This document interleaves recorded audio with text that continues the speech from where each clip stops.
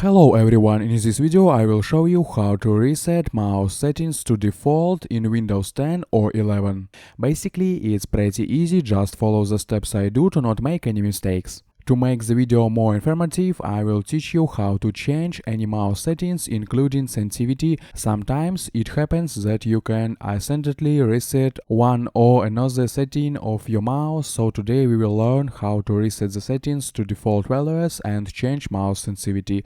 So right click on the start icon and select settings. From all this list, we need to select the devices, then choose mouse on the left side of the screen. Great. Then on the right side you can select the first setting and, for example, resize the pointer, make it huge or change its color, but that's not what we are here for.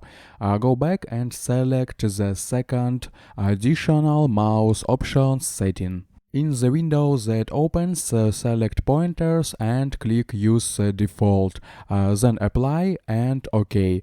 In the third section of pointer options, you can change the sensitivity of your mouse and make it faster. That's how easy it is. I hope guys this tutorial made your life a little bit easy and you like this video. Subscribe to my channel and write your comment. Goodbye. Have a nice day.